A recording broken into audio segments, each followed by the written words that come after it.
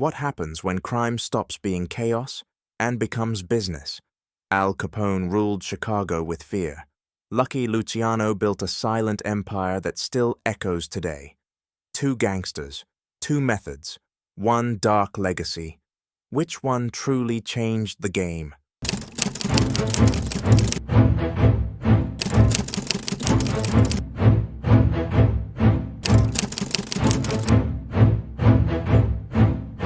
In the shadow of America's Prohibition era, two names rose above the rest: Al Capone and Charles "Lucky" Luciano. They didn't fight side by side. In fact, their worlds rarely collided.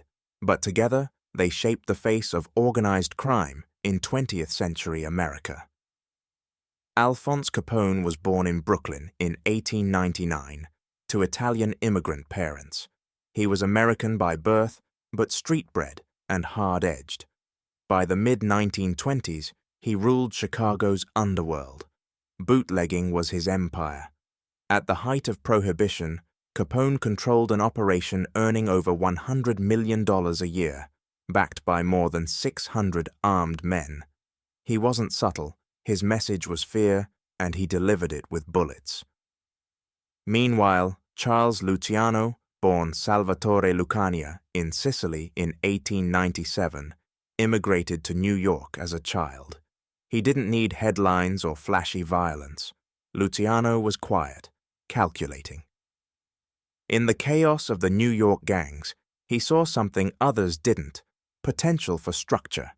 Where Capone saw opportunity in chaos, Luciano saw opportunity in control. Capone's domain was blood-stained streets and corrupt officials. Luciano's was boardroom meetings behind closed doors. While Capone fought for dominance in Chicago, Luciano dismantled the old guard in New York, eliminating bosses like Joe Masseria and Salvatore Maranzano. In 1931, he formed the Commission, a national council to settle disputes and share territory among the five families. It was the foundation of the American Mafia as we know it. Experts often draw a line between these two figures. Capone was the gangster in the spotlight, flamboyant, violent, impossible to ignore. Luciano was the architect, the man who turned a loose network of street gangs into a global criminal enterprise. Where Capone relied on intimidation, Luciano relied on strategy. The Prohibition era didn't create these men. It revealed them. It handed them a market that the government had outlawed, and they filled it with guns, bribes, and business sense. Capone brought terror. Luciano brought order. Each in his own way rewrote the rules of organized crime.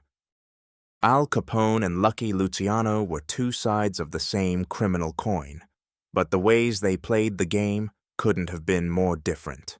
Where Capone moved through the world like a battering ram, Luciano worked like a locksmith, quiet, precise, and nearly invisible. Capone's strategy was brute force. He ran Chicago like a warlord. His bootlegging network, spread across the Midwest, was protected by a private army of over 600 gangsters and enforcers. Rival outfits were not negotiated with. They were eliminated. The infamous St. Valentine's Day Massacre in 1929 was his signature move. 7 men gunned down in a garage in broad daylight. Capone was in Florida during the killings, but everyone understood the message. Challenge his control, and you die. Violence wasn't just a tool for Capone, it was his language. Luciano had a different vocabulary. He saw that endless turf wars were bad for business. He rose through New York's criminal ranks by thinking beyond street battles. He forged alliances with Jewish mobsters like Meyer Lansky and Bugsy Siegel, partnerships that crossed ethnic lines, something unheard of at the time. Luciano didn't just want to run a gang, he wanted to build a syndicate. After orchestrating the murders of Joe Masseria and Salvatore Maranzano, he took control and restructured the Mafia. The 5 families in New York reported to the Commission, which Luciano established in 1931. Disputes were settled by vote, territories were respected. Violence, though still present, was reserved for when it served a purpose. Psychologically, Capone and Luciano were driven by different impulses. Capone had a temper, quick to anger and faster to retaliate. His need for dominance often overrode his strategic thinking. He demanded loyalty, but ruled through fear. Despite that, he also sought public sympathy. He ran soup kitchens during the Great Depression, posed for the press, and insisted he was just a businessman giving the people what they wanted. Luciano was colder. He didn't care about public approval. He didn't posture for cameras or try to sell a moral image. His world was one of calculations, not charisma. Associates described him as distant, methodical, and sharp. He believed in profit over pride. If someone had to go, they went. No flair, no mess, just a decision. Capone's empire was loud, built on spectacle. Luciano's was quiet, built to last. Capone wanted to be seen. Luciano wanted to endure. By the end of the 1920s, Capone's methods had made him a national name and a federal target. Luciano, in contrast, stayed in the shadows, letting others take the spotlight while he pulled strings from behind.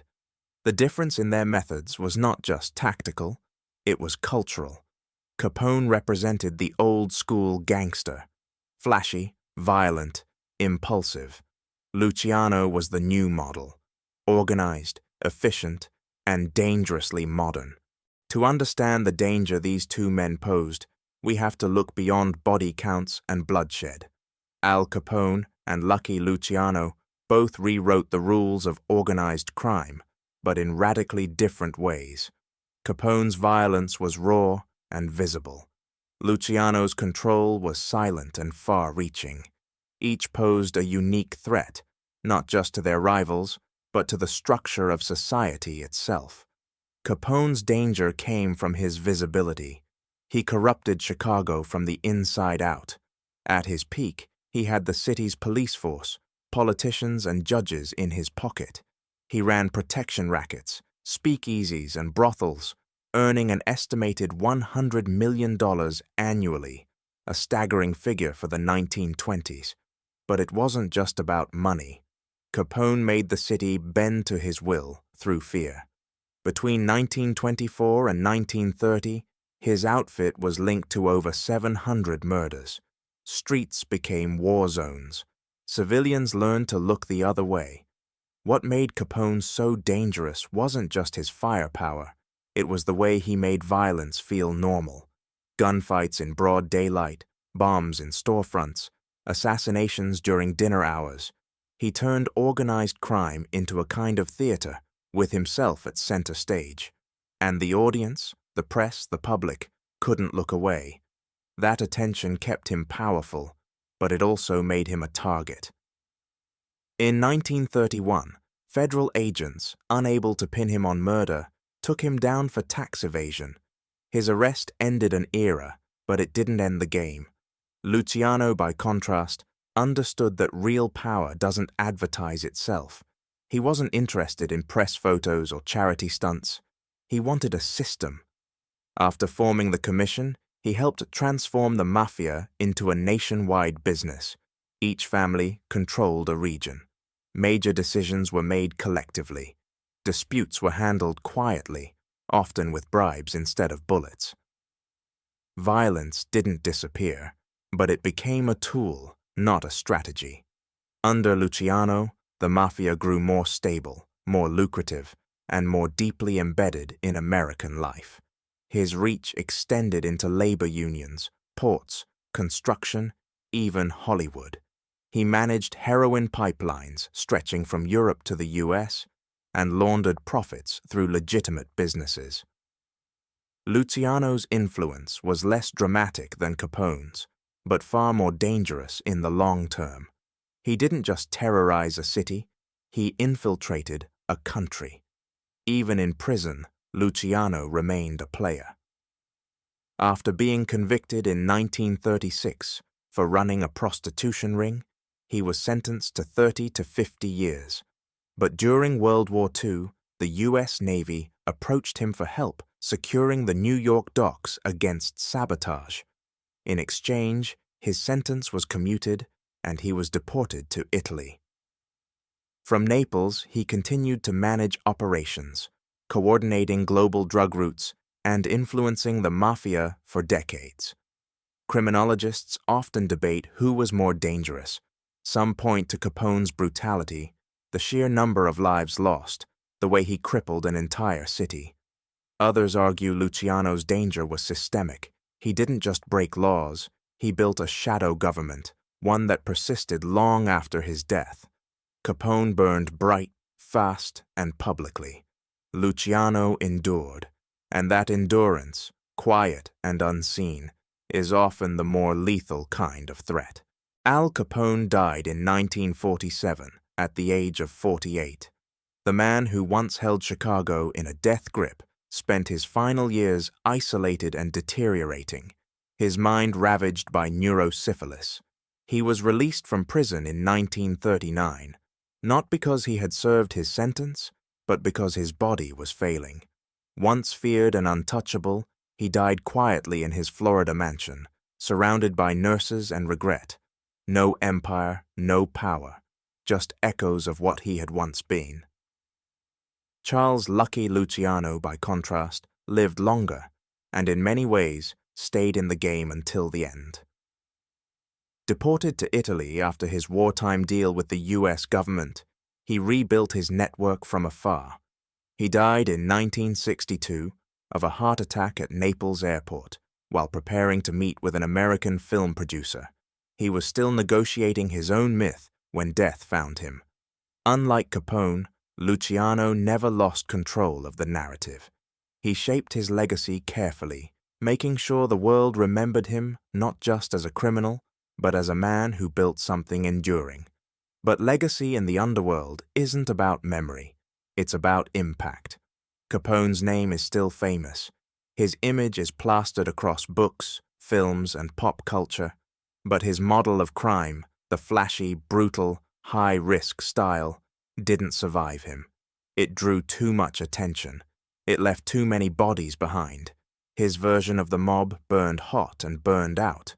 What he left behind was a cautionary tale. Luciano, on the other hand, created something sustainable. His structure, the 5 families, the commission, still echoes through organized crime today. He didn't just change how the Mafia operated, he professionalized it. He taught the underworld that secrecy is strength, that power works best when it's invisible. Long after his death, that lesson remained. It still does. In comparing the two, it's not just about who spilled more blood or earned more money, it's about who reshaped the landscape more profoundly. Capone ruled one city. Luciano helped build a network that spanned continents. Capone was feared. Luciano was trusted. Capone made himself a symbol. Luciano made himself essential. And yet, both men thrived because the system allowed them to. The Prohibition era created the perfect storm, a banned substance with massive demand, a government unable to enforce its own laws, and cities where corruption ran deep. Capone and Luciano simply filled the vacuum. One did it with bullets, the other did it with plans. Their stories remind us that crime doesn't always arrive in a ski mask or behind a gun. Sometimes it wears a suit. Sometimes it walks into a room and offers a deal no one wants to refuse. That's what makes their legacies more than history.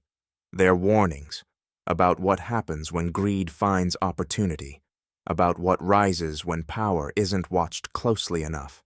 Capone made the world look. Luciano made it obey. And together, they changed the rules forever. Al Capone made headlines. Luciano rewrote the rules. One used bullets, the other used strategy. But only one built a system that outlived him. So here's the question. Who was more dangerous, the man with the gun or the man with the plan? If you enjoyed this story, and want more deep dives into the underworld's most powerful figures, don't forget to like, subscribe, and hit the bell icon so you never miss an episode. Now tell us in the comments, if you had to face one of them, Capone or Luciano, who would you choose and why?